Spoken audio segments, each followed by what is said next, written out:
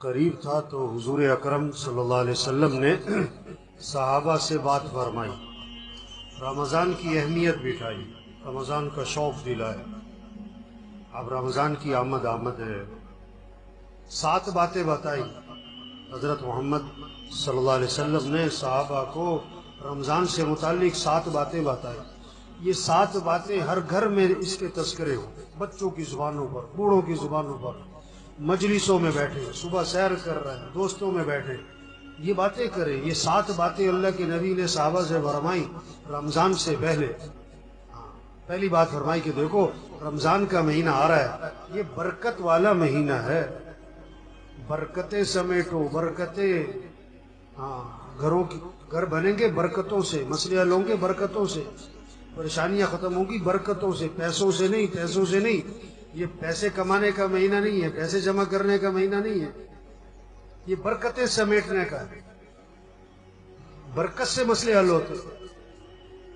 بکری 1-2 بچے دیتی ہے، کٹیا 8-10 بچے دیتی ہے۔ ریوڑ کس کے نظر آتے؟ ریوڑ؟ بکری میں برکت ہے، بکریوں میں برکت ہے، برکتیں سمیٹنے کا مہینہ آ رہا ہے۔ دوسری بات فرمائی حق تعالی شانو اپنے بندوں کی طرف متوجہ ہو جاتے ہیں۔ جب اللہ بندوں کی طرف متوجہ ہو گئے تو بندوں کو بھی اللہ کی طرف متوجہ ہو جانا چاہیے۔ اب کتنی عجیب بات ہے، اللہ تو بندوں کی طرف متوجہ ہو اور بندے اللہ کی طرف متوجہ نہ ہو۔ آپ کسی کے پاس جائیں اور آپ کو وہ توجہ نہ دے، آپ کسی سے بات کریں اور وہ کسی اور طرف دیکھ رہا ہو۔ تیسری بات فرمائی حق تعالی شانو اپنی رحمت خاصہ نازل فرماتے۔ عام رحمتیں پورے سال ہیں، رمضان میں خاص رحمتیں نازل ہو رہی ہیں، خاص رحمتیں۔ ان رحمتوں سے اپنا اپنا حصہ لے لو، اپنا اپنا حصہ لے لو، اپنا اپنا حصہ لے لو۔ بھائی نہر میں پانی ہوتا ہے، ہر آدمی اپنے برتن کے حساب سے پانی بھر لیتا ہے۔ جس کا چھوٹا برتن ہوتا ہے پانی بھی تھوڑا ملتا ہے، جس کا برتن کا ڈھکن بند ہوتا ہے اسے قطرہ بھی نہیں ملتا ہے۔ رحمتیں ہیں اللہ کی خاص، رمضان میں اپنا اپنا حصہ لو اس سے۔ چوتھی بات فرمائی حق تعالی شانو بندوں کی خطاؤں کو معاف فرماتے۔ انسان سے بڑی غلطیاں ہیں، کمیاں، کوتاہیاں، کہیں دیکھنے میں، کہیں بولنے میں، کہیں سننے میں، کہیں کمانے میں، کہیں خرچ کرنے میں غلطیاں ہو رہی ہیں۔ اللہ معاف کرنے والے ہیں۔ رمضان کا مہینہ کس لیے؟ معافی مانگو، معافی مانگو، معافی مانگو اللہ سے، اللہ معاف کر دے گا۔ یہ معافی مانگنے کا مہینہ، اس لیے شب قدر میں کیا دعا سکھائی؟ یہ نہیں کہ میں نے بڑے روزے رکھے، بڑی تراویح پڑھی ہے، بڑی تہجد پڑھی ہے، بڑی نفلیں پڑھی ہیں، بڑا اعتکاف کیا ہے، بڑے صدقے کیے ہیں، اللہ قبول فرما۔ نہیں، شب قدر میں کیا دعا ہے؟ اللہم انکا عفو تحب العفو فاعف عنی، اللہ تو معاف کرنے والا ہے، معافی کو پسند فرماتا ہے، مجھے معاف کر دے۔ معافی مانگو بھائی، اللہ کو بندے کا معافی مانگنا بہت پسند ہے۔ پانچویں بات فرمائی حق تعالی شانو بندوں کی دعاؤں کو قبول فرماتے ہیں۔ یہ مہینہ کس کا ہے؟ مانگنے کا۔ ہم سب محتاج ہیں، سب کی ضرورتیں، سب کی پریشانیاں ہیں، سب کے حالات ہیں، گھریلو مسئلے، کاروباری مسئلے، ملک کے مسئلے، عوام کے مسئلے، حکمرانوں کے مسئلے، مسائل، مسلمانوں کے کتنے حالات پوری دنیا میں۔ ان سارے مسئلوں کو حل کرنے والا کون ہے؟ اللہ ہے۔ خوشیاں دینے والا اللہ ہے، پریشانیوں سے بچانے والا اللہ ہے، آئی مصیبتوں کو نکالنے والا اللہ ہے۔ تو کس سے مانگو؟ سحری کا وقت کس لیے ہے؟ مانگو اللہ سے، مانگو اللہ سے۔ افطاری کا وقت کس لیے ہے؟ مانگو اللہ سے۔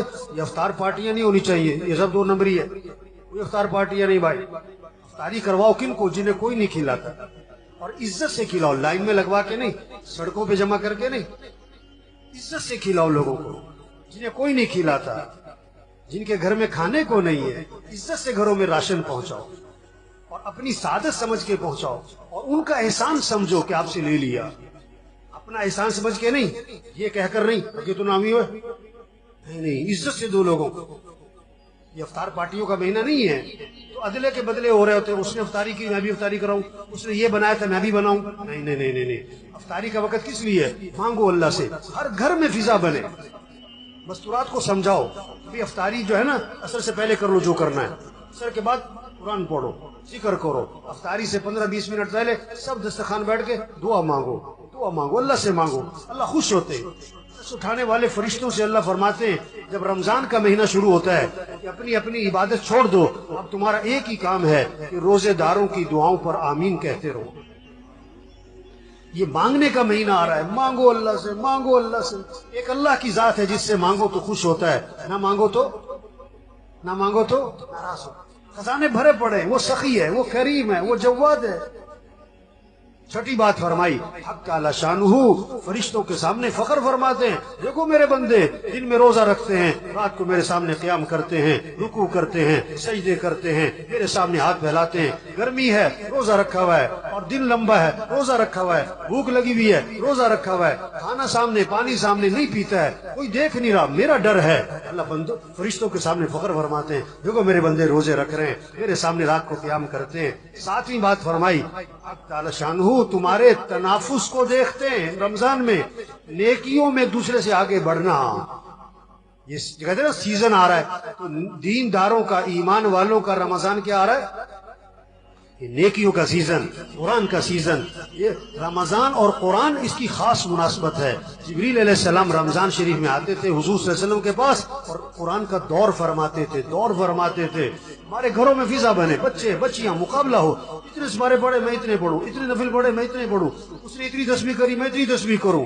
یہ رمضان تنافس، نیکیوں میں ایک دوسرے سے آگے بڑھو۔ یہ پیسے کمانے کا نہیں، یہ بازاروں کا نہیں، یہ موبائل کا نہیں۔ یہ رمضان کے مہینے میں موبائل بند کرو، موبائل بند کریں، ٹی وی بند کریں، ٹی وی بند کریں۔ ٹی وی کا نہیں ہے، موبائل کا نہیں ہے، سیر سپاٹوں کا نہیں ہے، کھیل تماشوں کا نہیں ہے، فنکشنوں کا، تقریبات کا نہیں ہے، افطار پارٹیوں کا نہیں ہے۔ یہ اعمال کا مہینہ، اعمال کا مہینہ۔ یہ 7 باتیں فرما کر حضور صلی اللہ علیہ وسلم نے فرمایا، سخت لہجہ ہو گیا آپ کا، آپ کی الفاظ میں شدت آ گئی، سختی آ گئی۔ آپ نے فرمایا بد نصیب ہے وہ شخص، بد نصیب ہے وہ شخص جو اس مہینے میں بھی اللہ کی رحمت سے محروم رہ جائے۔ بد نصیب ہے وہ شخص جو اس مہینے میں بھی اللہ کی رحمت سے محروم رہ جائے۔ رمضان جیسا مہینہ آیا اپنی برکتوں سمیت، اپنی خیروں سمیت، اپنی رحمتوں سمیت، اور اس نے اس سے کوئی فائدہ نہ اٹھایا، اور رمضان میں بھی اس کی زندگی میں تبدیلی نہ آئی، اس نے رمضان میں بھی گناہوں کو نہ چھوڑا، اس نے رمضان میں بھی برائیوں کو نہ چھوڑا، رمضان میں بھی مسیح میں نظر نہ آیا، رمضان میں بھی جھوٹ نہ چھوڑا، رمضان میں بھی بے حیا برائی کو اور ماں باپ کی نافرمانی کو نہ چھوڑا۔ بھائی بڑا قیمتی مہینہ آ رہا ہے، اور پتہ نہیں کس کس کا آخری مہینہ ہے، پتہ نہیں کس کس کا آخری رمضان ہے۔ کتنے پچھلے رمضان میں تھے، اس رمضان میں نہیں ہوں گے، اور کتنے اس رمضان میں ہوں گے، اور اگلے رمضان میں پتہ نہیں کس کا آخری ہے۔ رمضان اگلے سال بھی آئے گا، ہم ہوں گے کہ نہیں یہ کوئی پتہ نہیں ہے، یہ کوئی پتہ نہیں ہے، یہ کوئی پتہ نہیں ہے۔ تو سب نیت کرو بھئی اس رمضان کو قیمتی بنانا ہے، انشاءاللہ اس رمضان کو قیمتی بنانا ہے۔